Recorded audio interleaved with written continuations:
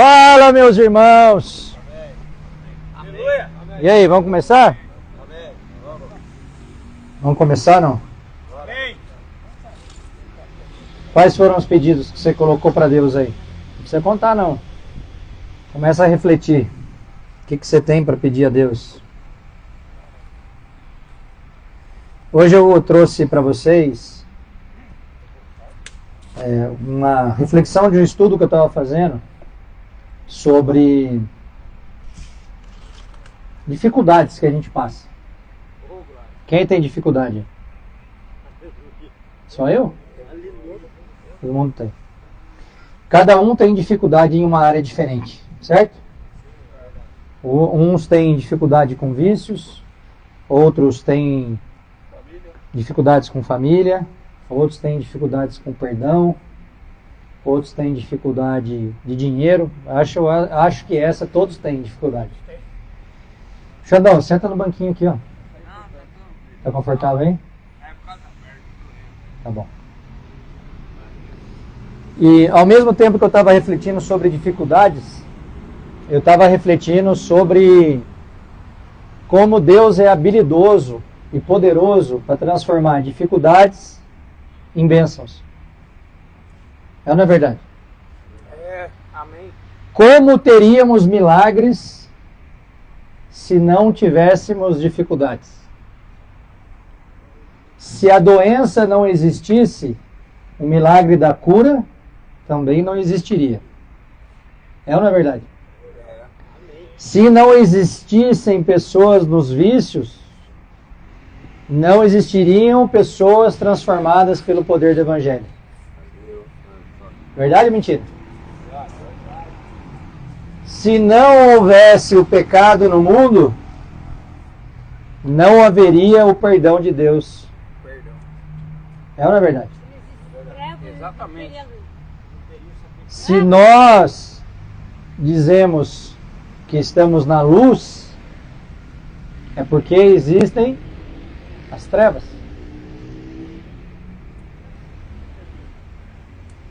Nós vivemos o tempo todo, irmãos, num mundo dicotônomo.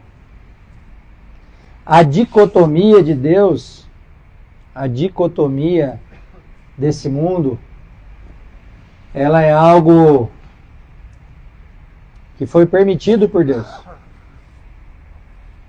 A ideia de bem e mal, a ideia de paraíso e inferno, a ideia de coisas que devemos fazer e de coisas que não devemos fazer, a ideia de quem nós éramos e a ideia de quem nós estamos sendo, de quem nós estamos aprendendo a ser. Eu não sei vocês, mas eu não estou pronto.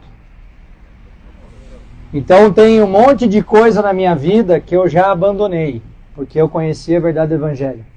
Mas tem tantas outras coisas na minha vida que eu ainda preciso abandonar. Amém. Se não em ações, em pensamento. Aleluia. Ah, Temer, mas você nunca matou ninguém. Ah, mas eu já tive vontade. Mais de uma vez. E às vezes eu ainda tenho.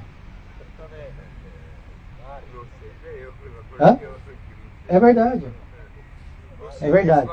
E essa nova consciência, a consciência de alguém que entendeu o Evangelho, o primeiro fator dela é a gente entender que a gente não presta. Se você diz que você entendeu o Evangelho e você acha que você é melhor do que alguém, é porque você não entendeu o Evangelho. Infelizmente, tem muita gente que vive uma vida mentindo para si mesmo de que é uma pessoa mudada. Quando na realidade é só um comportamento um pouco melhor do que o do vizinho. Mas isso não significa que a pessoa mudou de fato. Porque a gente pode fazer as nossas reuniões aqui, levantar a mão, se emocionar, chorar, sentir a presença do Espírito e Ele está aqui, amém? Amém. Ele está aqui. E quem prometeu isso não foi o Temer. Quem prometeu isso foi o próprio Jesus. Dizendo que onde 2 ou 3 estiverem reunidos em nome dele, lá ele estaria. E se nós estamos aqui fazendo uma reunião em nome de Jesus, Jesus está aqui. Amém. Isso não é uma hipótese, isso é uma certeza. Amém. Qual é o problema dessa ideia deturpada, dessa ideia errada, de que nós mudamos? O problema é que a gente coloca em nós mesmos o mérito de sermos uma nova criatura em Cristo Jesus. E a gente não consegue de forma nenhuma, por mérito próprio, se reconciliar com Deus. Se nós temos uma fé pautada só em um novo comportamento, nós estamos fora da graça. E isso parece ser simples, mas é extremamente complexo. Porque eu não devo, por mérito próprio, me escorar em nada. Não devo e não posso. Ao mesmo tempo que se eu estou em Jesus, eu sou salvo pela graça. Aleluia. E eu quero falar um pouco sobre esses princípios. São talvez os principais princípios que a Bíblia nos traz, que é a parte central do Evangelho de Cristo. E hoje eu vou falar muito da graça, que é um benefício que a gente recebeu de Deus sem merecer. Por isso que salvação é uma graça imerecida. Mas eu vou falar de uma parte que grande parte das igrejas não fala, grande parte dos pastores não falam, principalmente na internet, é um tema que ninguém quer falar, que é a parte que nos cabe. Então tem a parte que foi Jesus que fez. E isso nos deu acesso à salvação. Amém? Amém. Amém. Mas existe uma parte que nos cabe, que é o processo que a gente não vai ter fim até que Jesus volte ou que a gente morra e vá se encontrar com Ele, que é o processo da santificação. E tem muita gente que só fala de graça e não fala de santificação. E o Evangelho não é um evangelho de metades. Da mesma forma que Jesus não nos quer pelas metades, Ele não traz a sua verdade pela metade. A verdade do Evangelho é a verdade do inteiro. Se a gente quiser viver só metade da verdade, a gente vai viver uma meia mentira. Quem está entendendo? Amém. Então eu queria que vocês prestassem atenção, porque eu vou falar muito de graça, mas eu vou trazer o contraponto da nossa parte na história. Ah, Temer, mas você falou que a gente não deve se escorar em comportamento. É verdade. Para a salvação, não. Mas para a santificação, sim. Amém. Glória a Deus. E não só a gente pode, como a gente deve. Porque se a gente viver uma vida aqui o tempo inteiro só esperando pelo que está por vir, que é o nosso encontro com Jesus, a gente também não entendeu nada em relação ao Evangelho. O Evangelho pressupõe duas coisas: o meu encontro com Jesus e a minha entrega a Ele. Eu me encontrei com Jesus, estou salvo, verdade. Eu posso continuar vivendo da mesma forma que eu sempre vivi, mentira. E não é pelo aspecto da salvação. Porque quantas as vezes você for pedir perdão a Deus, Ele vai te perdoar. É uma característica dele, Ele é bom. E as suas misericórdias se renovam a cada manhã. Aleluia. Mas o que Ele quer conosco é uma relação. E aí tem pelo menos 4 leis espirituais que eu trouxe para a gente falar, que eu separei, que são verdades que não mudam. Embora tenha pastores aí até famosos querendo mudar a Bíblia. Agora, a mais nova de um pastor muito herege, que é muito famoso, a igreja dele tem muitos milhares de membros em São Paulo. Talvez uma das igrejas mais ricas de São Paulo.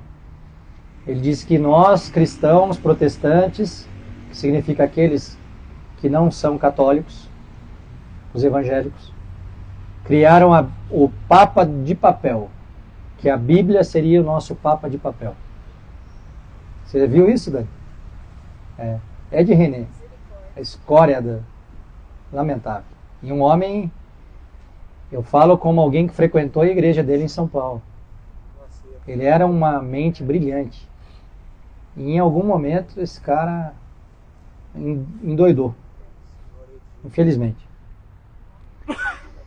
Primeira lei espiritual para a gente conversar. Deus ama você e tem um plano maravilhoso na sua vida. Gostoso ouvir isso, né? É uma verdade. Amém. Ah, Temer, mas eu não concordo com você. Vamos para o texto bíblico. 2 versículos que vão reforçar essa minha afirmação. João 3,16. Porque Deus amou o mundo de tal maneira que deu o seu Filho unigênito, para que todo aquele que nele crê não pereça, mas tenha vida eterna. Deus nos amou, sim ou não? Sim. Amém. Então a primeira parte da minha afirmação está confirmada pelo versículo que eu acabei de ler. Deus ama você. Certo? Glória a Deus. Vocês estão acompanhando? Amém. João 10:10. Capítulo 10, versículo 10. O ladrão vem senão a roubar, a matar e a destruir. Eu vim para que tenham vida e a tenham em abundância. A segunda parte da minha afirmação está coberta pelo versículo. Se Deus diz que ele veio para que tenha vida e vida em abundância, Jesus, eu vim para que tenham vida e a tenham em abundância. Vida abundante significa que é uma vida maravilhosa, sim ou sim? Então a minha afirmação está reforçada por 2 versículos bíblicos. Qual seria o maior plano de Deus para nós, irmãos? Se não bênçãos sobre bênçãos. O mundo projetado por Deus desde o princípio era um mundo perfeito, sim ou sim? Sim. Como que se chamava o lugar onde Adão e Eva viviam? Como? Que era o quê? Um paraíso. No paraíso tem algum problema? No paraíso tem alguma doença? No paraíso tem a escassez de alguma coisa? No paraíso alguém sente fome? Irmãos, responde comigo aqui. No paraíso alguém sente fome? Não. Alguém sente sede? Alguém sente frio? Não. Qual foi o problema então, irmãos? Qual foi o problema do plano de Deus para a humanidade? A desobediência. Quando a desobediência entrou no mundo, presta atenção aqui em mim, deixa eu andar isso para lá. Quando a desobediência entrou no mundo, começaram os problemas. Sim ou sim? Sim. E aí tem um monte de igreja, um monte de pastor dizendo que se você está na graça, está tudo bem você desobedecer. Irmãos, está tudo errado. Se eu estou na graça e eu sei que estou salvo, Jesus morreu por mim, aí que eu tenho que obedecer. Não por conta da salvação, porque isso já foi pago na cruz, mas porque eu entendi o tamanho do sacrifício. Eu não posso dizer que eu tenho fé em Deus se eu vir entregar o seu filho unigênito para morrer por mim, e eu vivo a mesma miséria de vida que eu vivia antes. Se eu vivo a mesma miséria de vida que eu vivia antes, tendo entendido o Evangelho, é porque na realidade não entendi nada. E como eu posso dizer que eu tenho fé em alguém ou em algo que eu não entendi? Vocês estão entendendo o que eu estou dizendo? Sim. Amém. Amém. Uma consequência da salvação é uma vida de obediência. E eu não estou dizendo aqui que você, quando encontrou Jesus, era o Zé Pequeno. Quem conhece o Zé Pequeno do filme Tropa de Elite? E depois que você conheceu Jesus, você virou um anjinho Gabriel. Não é isso. O que eu estou dizendo é que depois que você encontrou Jesus, você procurou uma mudança de vida. E você procura até hoje. E essa procura não vai acabar nunca. Porque Deus, em algum momento, te incomodou em relação aos roubos que você cometia e você parou de roubar. Aleluia. Depois Deus te incomodou da sua cachaça que você bebia e você parou de beber. E aí Deus falou, olha, esse cigarrinho de maconha aí que você gosta de fumar de vez em quando, você tem que parar também. E aí você parou. E aí agora, dos 4 pecados que você cometia, você é só um mentiroso. Mas Deus vai incomodar você sobre as suas mentiras e você vai parar de mentir. Vocês estão entendendo o que é isso? É uma jornada. Eu encontro com Jesus aqui e vou caminhando em direção à minha salvação. E nesse processo eu vou sendo santificado.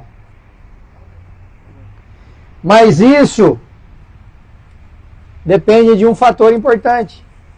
Uma decisão. Nós aqui, todos nós aqui, com exceção dela, somos maiores de idade. Somos adultos. Nós temos a real ciência do que é certo e do que é errado. Sim ou sim? Sim. E se eu me encontrei com Jesus e entreguei minha vida para Ele, eu continuo de forma deliberada, de forma proposital, cometendo os mesmos erros de antes? Não deveria. Se você está ouvindo as minhas palavras aqui, que o Espírito quis passar para vocês, e está fazendo uma autoanálise, e está vendo assim, cara, eu não mudei nada. Tem alguma coisa errada. E aí depois da reunião a gente pode orar com você. E eu estou falando de forma prática, no dia a dia. Eu posso vir aqui, vou trazer um exemplo para mim, para ficar confortável para vocês. Eu posso vir aqui, porque lidero um grupo de pessoas que faz um trabalho de evangelismo nas ruas. Foi Deus que mandou fazer. Eu venho aqui, eu prego, eu falo, aconteço, mas quando chega lá em casa eu maltrato a minha esposa. Você acha que Deus não está vendo? Ah, eu falei, até me arrepiou aqui. Eu tive que corrigir isso também, irmãos. Eu tinha esse problema. Porque chegava muito pilhado dos meus problemas na empresa, com um monte de coisa na cabeça, e aí eu chegava em casa, a minha esposa vinha falar pra mim de um ferro de passar que não funcionou. E aí eu explodia com ela. Porque aquilo pra mim era tão insignificante que eu achava que ela não tinha que trazer aquele problema para mim. Por que não resolve? E depois de abandonar tantas incoerências ao longo da minha caminhada de fé, Deus me incomodou em relação ao meu casamento. Falou, cara, você tem que ser menos bruto com a sua esposa. Você é muito estúpido. Você está com um monte de coisa na cabeça, mas ela não tem nada com isso. A dor dela é o ferro que não está passando a roupa. Você tem que escutar e tem que resolver, velho. Vocês estão entendendo o que é essa caminhada de fé? A caminhada de fé é Deus construindo em nós a criatura que Ele projetou. E Deus não projetou ninguém intolerante, agressivo, bêbado, drogado, abusador, assassino, ladrão. Deus criou filhos. Filhos que deveriam ser obedientes. A humanidade, de forma geral, e a gente sabe disso, é uma verdade, está corrompida pelo pecado. E por estar corrompida pelo pecado, está separada de Deus. Estão me acompanhando? Sim. Se eu estou separado de Deus, eu tenho direito à herança de Deus? Não. Então eu queria tratar desse aspecto com vocês. Porque desde sempre o homem escolheu muito mal, fez más escolhas e colhe as consequências dessas escolhas. Irmãos, presta atenção numa coisa que é importante.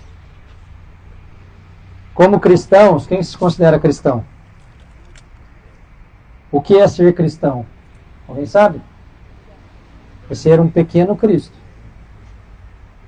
É isso que essa palavra significa. Para eu me considerar um pequeno Cristo, eu tenho que ter uma vida de acordo com o que as Escrituras mandam. É fácil? Não. Eu vou conseguir? Não. Mas eu tenho que buscar.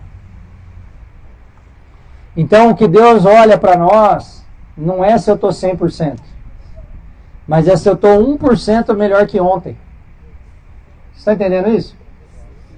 Deus não está julgando você pelo seu resultado como cristão. Deus está julgando você pela sua busca como cristão. É muito diferente. Se você for em algum lugar e escutar que Deus quer que você seja perfeito, a pessoa não está lendo a Bíblia. Porque grandes homens de Deus eram imperfeitos. Dá para a gente contar a história de vários aqui. Que foram muito usados, mas eram homens imperfeitos. Qual que era a diferença deles para a grande maioria de nós? Eles estavam na busca pela perfeição. E esse é o caminho que a gente tem que trilhar. É sempre buscar ser pelo menos 1% melhor que ontem. Sabe o que vai acontecer quando você se posicionar em obediência? Eu vou te contar. Deus vai te pedir mais um pedacinho da sua vida. Você vai falar assim: Senhor, eu roubava, já não roubo mais. Ele fala: que ótimo, agora para de beber. Aí você vai falar: eu parei de beber. Ele fala: que ótimo, agora para de mentir. Eu parei de roubar, parei de beber, parei de mentir. Bom, agora faz o seguinte: vai trabalhar, chega de ficar vagabundando com a rua. Mas Senhor, eu não consigo. Você já tentou? E aí você vai arrumar um emprego, você vai começar a consertar a sua vida, Deus vai abrir essa porta para você, aí Ele vai falar para você: agora dá um pedacinho do seu salário aqui para quem mais precisa. Aleluia. Aí você vai falar: ah, mas Senhor, eu preciso muito ainda, tem gente que precisa mais que você. Lembra de onde eu tirei você? Irmãos, estou falando de algo para vocês que eu vivo. Todo dia Deus pede mais um pouquinho para mim. Quanto mais eu obedeço, mais Ele pede.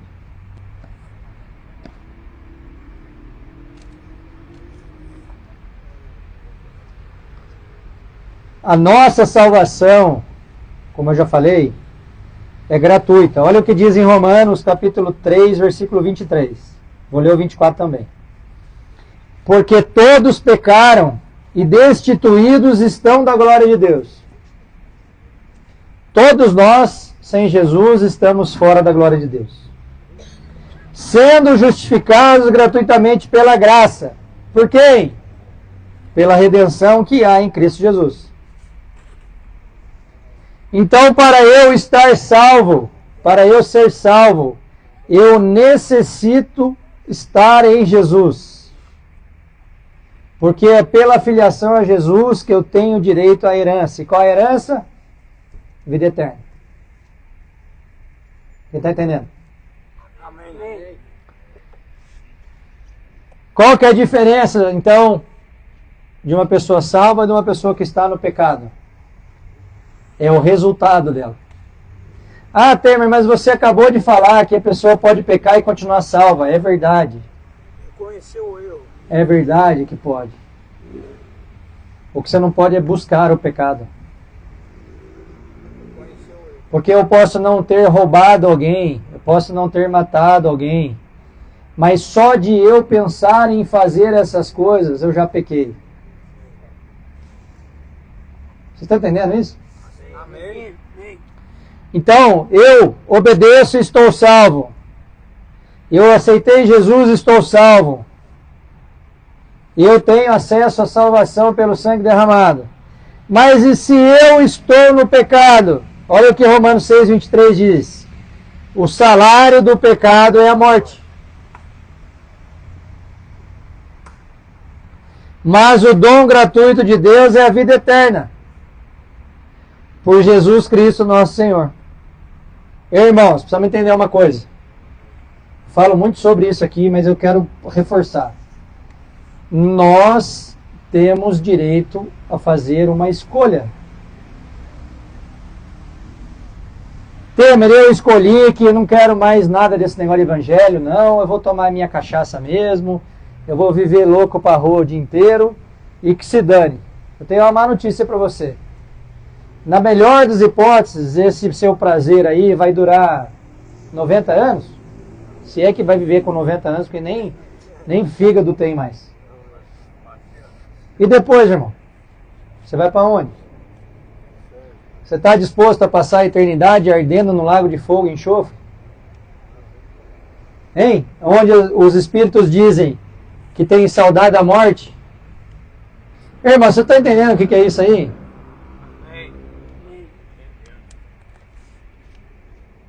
Isso não é só uma figura de linguagem. Isso é uma realidade, isso vai acontecer. A única provisão que nós temos para o pecado é Deus. É o único jeito. Eu não tenho como satisfazer os desejos da minha carne e continuar em Cristo. Romanos 5, versículo 8. Mas Deus prova o seu amor para conosco, em que Cristo morreu por nós, sendo nós ainda pecadores.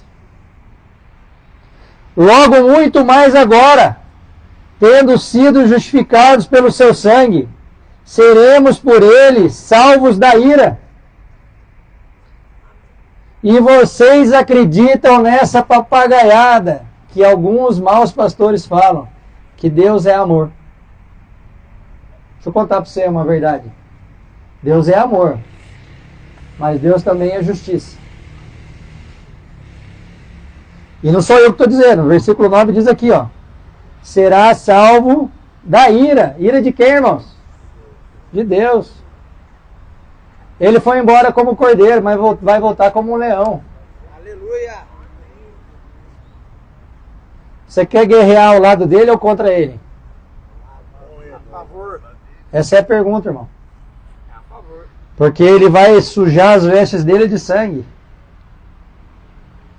Você estando em Cristo, estará salvo da ira. É a palavra de Deus que nos promete isso. Mas e a sua vida, meu irmão? O que você vai fazer com a sua vida hoje? Você vai continuar vivendo como se você não conhecesse a verdade do Evangelho?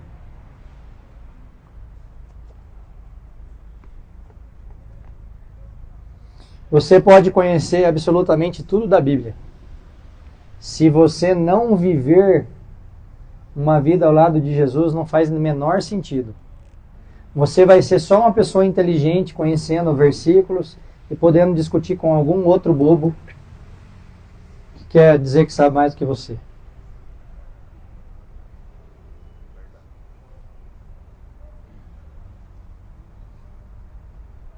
O que diz lá em Provérbios 4:23? Sobre tudo que tiver que guardar, guarde seu coração, porque dele provém as fontes de vida. Como que está o nosso coração, irmãos? Você acha que você está enganando quem? O tempo está passando. Quem aqui de nós é capaz de dizer que vai acordar amanhã cedo? Hein, irmãos? Ninguém. Eu posso me deitar hoje e simplesmente não acordar amanhã. E o que vai ser isso para mim? Um prêmio. Estarei eternamente com Deus. Mas e se eu não estou em Jesus? Eu continuo em desobediência, vivendo uma vida miserável, e falando assim, mas Ele me perdoa. Ótimo, irmão. Você vai para o céu também. Mas e o tempo que você perdeu aqui de poder fazer aquilo que Deus tinha para a sua vida? E mais do que isso, o tempo que você perdeu de aproveitar tudo que Deus tinha para a sua vida. Porque se você acha que Deus vai te entregar tudo que Ele tem, você desobedecendo a Ele, você está errado.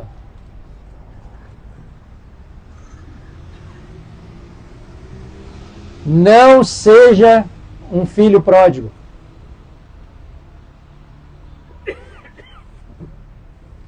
Você tem uma mesa posta e está escolhendo comer com porcos.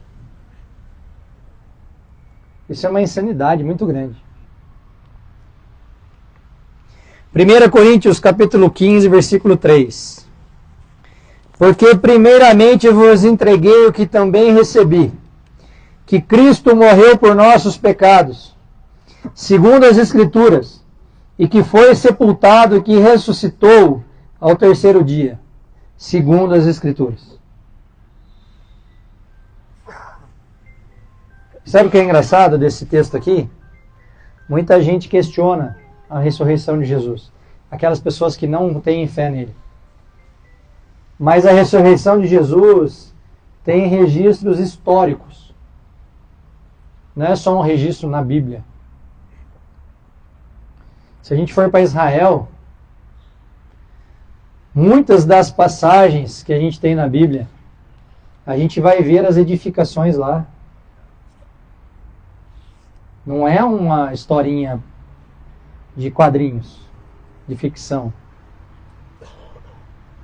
Nós precisamos entender de uma vez por todas que Jesus é o único caminho para a salvação. Não tem outro. Porque aí vem o oposto dessa história que eu estou exortando vocês aqui hoje. Eu me julgo melhor com o meu amigo, com o meu irmão, porque eu tenho um comportamento irretocável. Eu não bebo, eu não fumo, eu trabalho, eu trato bem a minha esposa, eu sou um cara assim, olha, 100%. Mas eu não estou em Jesus, está condenado. Mas eu sou o melhor funcionário da empresa, eu sou orgulho da minha família, eu não faço mal para ninguém, vai para o inferno. Se não receber Jesus como seu Salvador, vai para o inferno. Do mesmo modo que uma pessoa que andou a vida inteira errado, se em algum momento tiver um encontro com Jesus e verdadeiramente entregar a sua vida, está salvo. Glória a Deus. Tem, mas eu não concordo. Não é questão de concordar ou não concordar, é o que a Bíblia nos ensina. Um dia eu vou conversar com Jesus e falar assim, pô, você me colocou no mesmo nível lá do... Fala um bandido aí. Chico Picadinho. Chico Picadinho? Pedrinho Matador. Pedrinho Matador. Mas você me colocou no mesmo nível do Pedrinho Matador? Se o Pedrinho Matador, de fato, tivesse entregue a vida dele para Jesus antes de morrer, estaria salvo. E se eu, um cara muito correto perante a sociedade, mas não entreguei minha vida para Jesus, estaria condenado. Porque o ponto principal não sou eu ou o Pedrinho Matador. O ponto principal é Jesus. Quem está em Jesus está salvo. Quem não está em Jesus está condenado. Mas qual é o benefício de estar em Jesus? É só a salvação? Como se fosse pouco, é muita coisa. Não, não é só a salvação. O benefício é nós estarmos debaixo da proteção de Deus. Nós podermos receber as bênçãos que Ele tem para nós. João 14,6. E disse-lhe Jesus: Eu sou o caminho, a verdade e a vida. Ninguém vem ao Pai senão por mim. Se vós, presta atenção, se vós me conheceis, também conhecereis a meu Pai. E já desde agora o conheceis, e o tendes visto. Por que Jesus falou isso aqui, irmãos? Porque Ele é Deus. Jesus é Deus. Jesus se esvaziou da sua glória e veio em forma humana para morrer por nós. E essa era a missão dele. Veio para isso. É um Deus coletivo, como disse o nosso irmão ali. Deus nos criou, Jesus veio para nos salvar, e o Espírito Santo está em nós para nos conduzir nesse processo, até que Ele volte ou que a gente vá se encontrar com Ele. Qual é a outra lei espiritual? Nós devemos depositar a nossa fé em Jesus Cristo como Salvador para que possamos receber o dom da salvação e conhecer o maravilhoso plano de Deus para as nossas vidas. Amém. Glória a Deus. E aqui entra a segunda parte que muita gente não gosta de falar. Eu tenho Jesus como Salvador. O que está me faltando? Para eu reconhecer, para eu conhecer o maravilhoso plano de Deus para a minha vida. O que falta? Ele ser o meu Senhor. Deus como Salvador, todo mundo quer. Se eu perguntar aqui, alguém quer ir para o inferno? Ninguém quer ir. Alguém quer ir para o inferno? Não. Ninguém quer ir. Agora, se eu perguntar, você quer Jesus como Senhor da sua vida? Responda sinceramente. Aleluia. Nem todo mundo vai levantar a mão. Por quê, irmãos? Porque dói. Obedecer a Deus é doído. Não é fácil.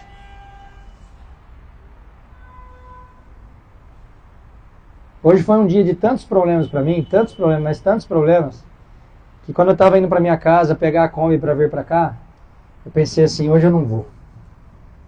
Hoje eu vou passar para alguém fazer no meu lugar. Aí eu preciso lembrar o quê? De quem eu sou filho.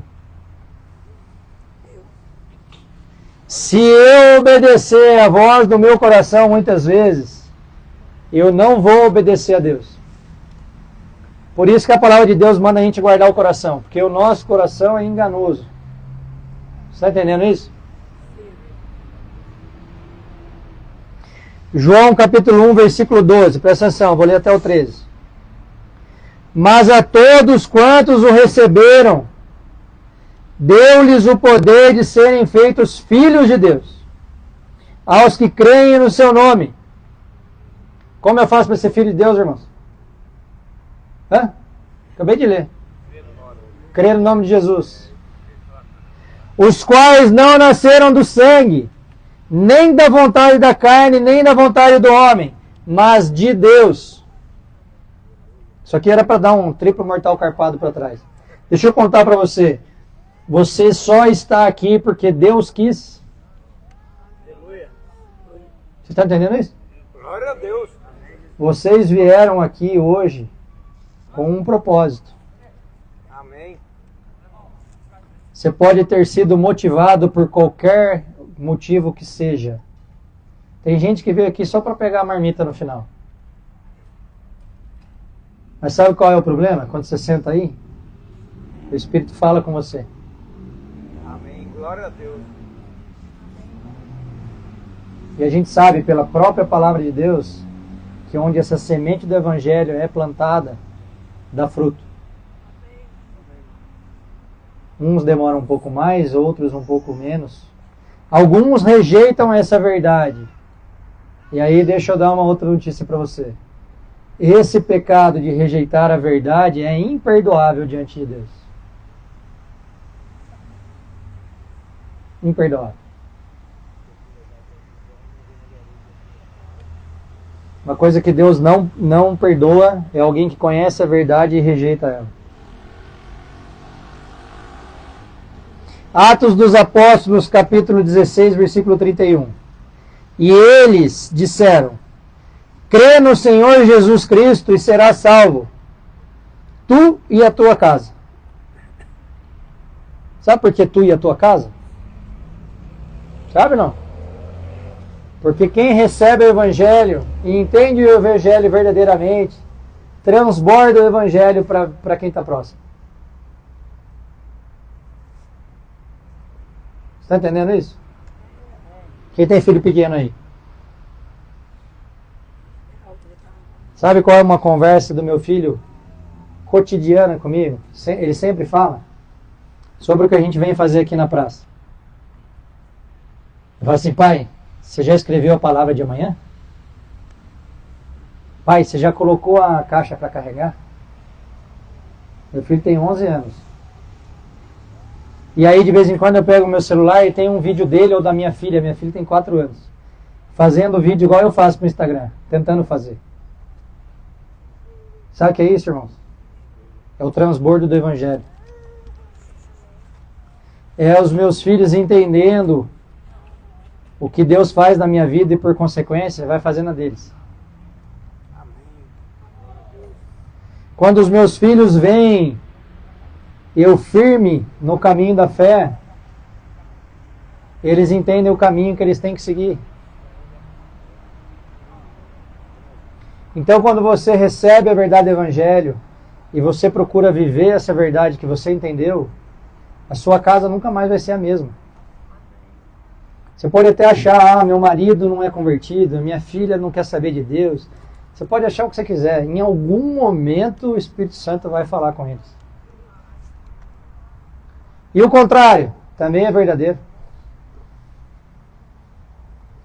Eu sou um cachaceiro, eu roubo as pessoas, passo todo mundo para trás, não me comporto bem. As pessoas que estão do seu lado estão vendo. E elas vão repetir qual comportamento?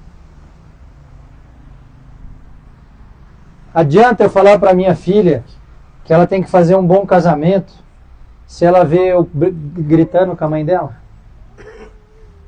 Vocês estão entendendo o que é isso, irmão?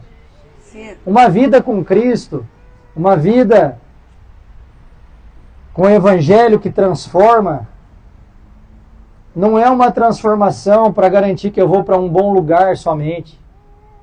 O Evangelho chega na nossa vida que é para nos transformar de dentro para fora.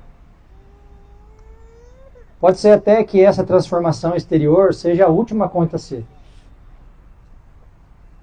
Pode ser que eu tenha entendido o Evangelho, já estou vivendo de forma diferente, mas eu ainda estou em algum vício. Pois eu quero dizer para você que o seu vício, Deus vai tirar. Você vai receber a libertação desse vício, se você obedecer. A gente vai orar. Acaba a reunião aqui, as pessoas vêm pedir oração, a gente ora. Mas a gente vai orar toda semana pelo mesmo motivo? Se a gente tiver que toda semana orar pelo mesmo motivo, vocês não acham que tem alguma coisa errada? Ora para me libertar do meu vício.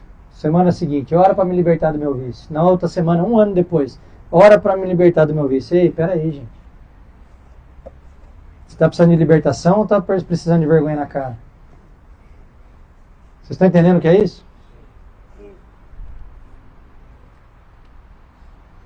Sabe, irmãos, a exortação que eu sempre faço aqui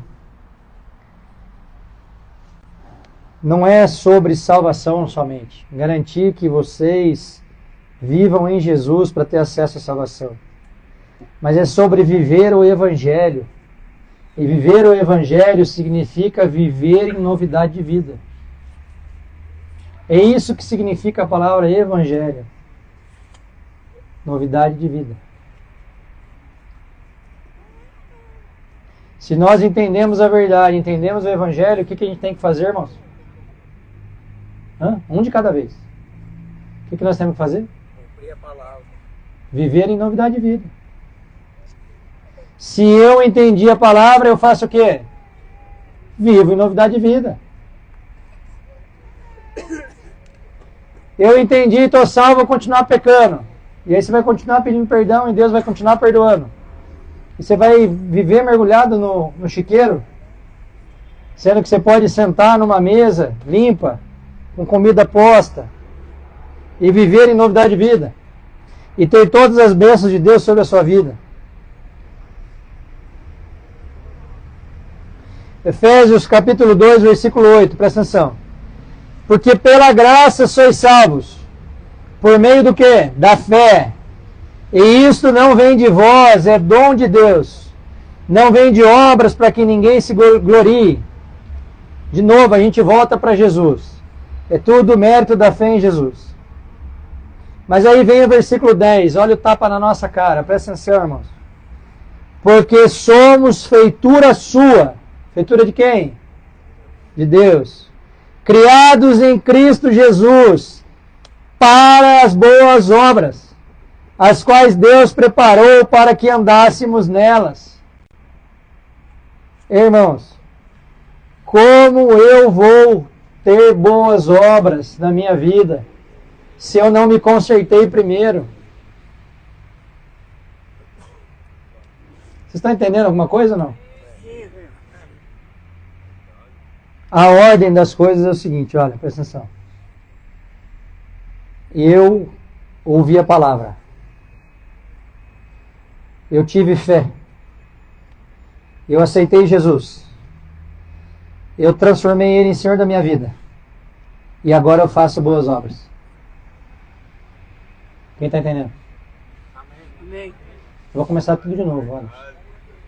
Tem que começar desde o princípio. É um processo. Agora, se eu ouvir a palavra, desenvolvi a minha fé em Jesus, estou nele, mas toda hora eu vou lá para o começo da fila de novo. Ah, tem alguma coisa errada. E você só está enganando a você mesmo. Nós precisamos acordar. Não dá mais para viver do mesmo jeito de sempre. Ouvimos, cremos, entregamos nossas vidas. E entregar significa morrer para nós mesmos.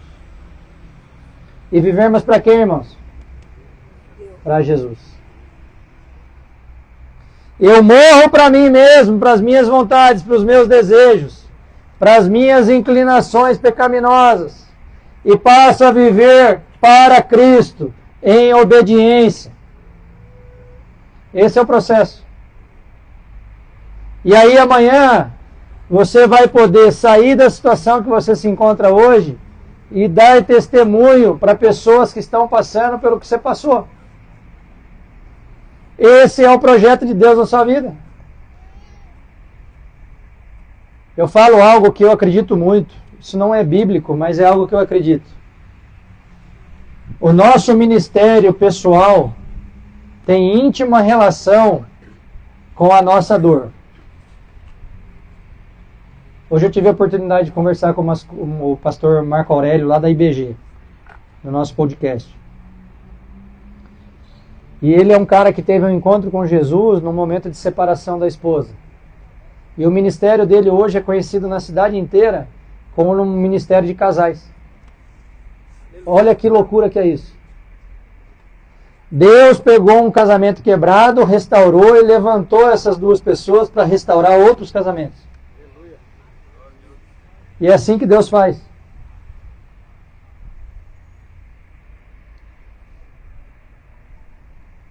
Só que a gente tem que se permitir.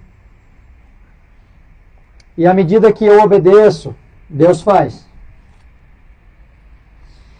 E como eu criei, eu entreguei a minha vida e eu já estou dando fruto, eu caio no que diz Gálatas 2:20. Já estou crucificado com Cristo, e vivo não mais eu, mas Cristo vive em mim. E a vida que agora vivo na carne, vivo-a pela fé no Filho de Deus, o qual me amou e se entregou a si mesmo por mim. Não aniquilo a graça de Deus, porque se a justiça provém da lei, segue-se que Cristo morreu em vão.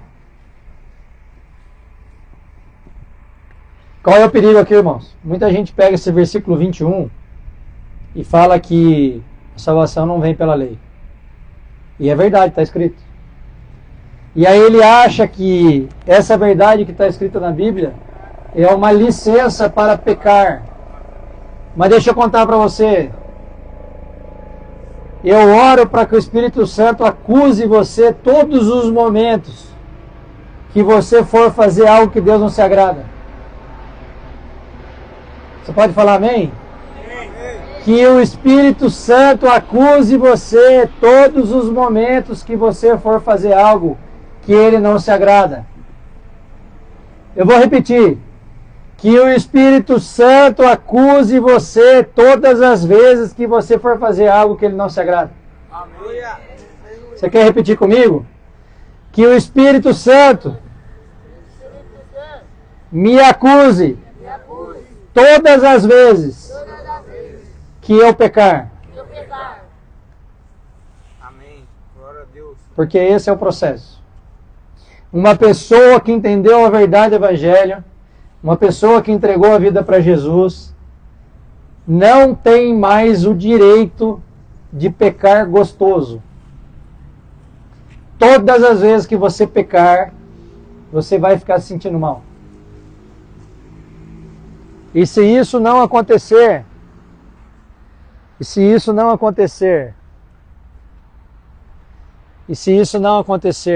acabou a bateria do receptor. E se isso não acontecer, irmãos, presta atenção. Se isso não acontecer, é porque você não entendeu o Evangelho de Cristo. Se você entendeu o Evangelho de Cristo, você vai fugir do pecado. E quando você cair, porque você vai cair, você vai ficar se sentindo mal. E aí é o momento de você voltar aos pés da cruz de Cristo e pedir perdão. E se você cair, pecar e não ficar se sentindo mal, é porque você não está salvo. É porque você não entendeu a verdade do Evangelho. É porque você não teve um encontro genuíno com Jesus. Isso é um fato. Como é que você sabe disso, Temer? Aconteceu comigo. Eu não venho aqui arrotar a santidade para vocês. Eu não venho aqui pregar o Evangelho da perfeição. Não é isso. Vou repetir, é um processo. Mas a gente tem que ser progressivo. Eu estava lá no comecinho da fila, lembra? Agora eu já estou lá para o meio, para o final. Se toda hora eu volto para o início da fila, é porque eu não entendi nada e não estou preocupado com isso. Esse é um fato. Amém? Amém. Você está a fim de assumir esse compromisso? Aleluia. Amém. Só você, Anderson? Eu tô sempre. Você está a fim de assumir esse compromisso? Vem aqui na frente que a gente quer orar com você. Dani, vem aqui orar com nós.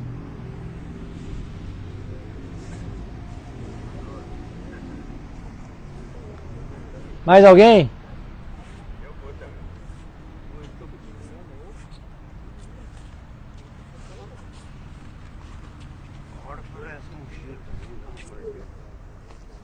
Você ora para nós, Dani? Senhor, nosso Deus, nosso Pai, em nome do Deus amado de Cristo, Senhor, nós nos acendemos, Senhor, de mais presente neste lugar. Queremos nessa noite, meu Deus, fazer um voto com o Senhor. Queremos entregar a nossa vida, o nosso coração, tudo nas Tuas mãos, porque sabemos que sem Ti nada somos.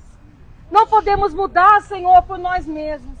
Precisamos da Tua ajuda. Então, ó Espírito Santo, vem agora nessa noite manifestar o Teu poder na vida dessas pessoas, meu Pai, que se propuseram vir aqui na frente e fazer uma aliança com o Senhor. Meu Pai, transforma essas vidas. Meu Pai, que haja a libertação. Meu Deus, que haja a cura. Que haja, meu Deus, salvação nesta noite aqui neste lugar. Porque de nada adianta estarmos aqui se não for para mudar, meu Deus. Se não for para que essas pessoas venham a ter um encontro verdadeiro com o Senhor. Então, meu Pai, toca na vida dessa pessoa. Toca no mais íntimo, Senhor. E que haja o temor a partir de hoje. Que essa pessoa, meu Deus, venha mudar de fato e de verdade. Aonde ela colocar os pés, aonde ela for. Que todos possam ver a mudança na vida delas. Meu Pai, abençoa esse pai, esse filho, essa pessoa, Senhor, que está aqui na frente. Essa mulher que tem pedido uma mudança na sua casa, no seu lar, no seu casamento. Meu Pai, faça a mudança para que o Teu nome venha a ser glorificado, para que o Teu nome venha a ser exaltado. Senhor, entregamos tudo a Ti. Espírito Santo, te agradecemos, porque sabemos que o Senhor ouve e que o Senhor responde a nossa oração. Aonde pedimos de todo o nosso coração, nós temos a certeza que há o teu poder manifesto. Então, Senhor, toma em tuas mãos essas pessoas. É que eu te peço em nome de Jesus, Pai. Senhor Jesus, venha sobre esse lugar, Senhor. Retirar todas as amarras, todas as coisas que estão atrapalhando a vida de cada um aqui, Senhor. Amém. Que o Senhor venha, Senhor, derramar sobre a vida deles, Senhor, a sua misericórdia e a sua glória, Senhor. Que o sangue que o Senhor derramou na cruz, Senhor, venha limpar todos os pecados, venha trazer sobre eles a sua graça. Como o Temer citou agora há pouco, a salvação é para todos, mas todos temos que querer a salvação, que a salvação venha através do arrependimento, Senhor. Que cada um aqui arrependa do que já fez. E te peço, Senhor, o seu perdão, a sua misericórdia, Senhor. E o Senhor venha sobre esse lugar, Senhor, restaurar vidas e restaurar pessoas. Que pessoas aqui sejam levantadas, Senhor, em nome do seu Evangelho, Senhor. Que o Senhor venha trazer aqui nesse lugar, Senhor, pessoas dedicadas para isso, Senhor. Que o Senhor venha resgatar homens e mulheres aqui nesse lugar, Senhor, que estão perdidos, Senhor. Que o Senhor venha aqui sobre esse lugar trazer paz, trazer harmonia, Senhor. Que o Senhor venha trazer a sua misericórdia, o seu resgate, a sua santificação e a sua salvação, Senhor. Em nome de Jesus. Senhor Jesus, Pai amado, Pai querido, Senhor, eu quero te pedir em nome de Jesus que o Senhor promova uma transformação de mente nesse lugar. Que essas pessoas que escutaram essas palavras tenham efetivamente guardado elas no seu coração. Que eles tenham conseguido entender de fato o seu Evangelho, esse Evangelho eficaz, esse Evangelho que transforma pecadores em filhos de Deus. Que o Senhor faça essa transformação de forma definitiva, que eles, como eu já orei aqui em alguns momentos, que eles sejam incomodados pelo seu Espírito todas as vezes que eles fizerem algo em desacordo com os seus mandamentos, meu Pai. É isso que eu te peço, Senhor, entre com transformação, que nós tenhamos aqui testemunhos para a honra e glória do seu nome. Amém. Amém. Salve de palmas para Jesus. Vamos organizar para tirar uma foto aí?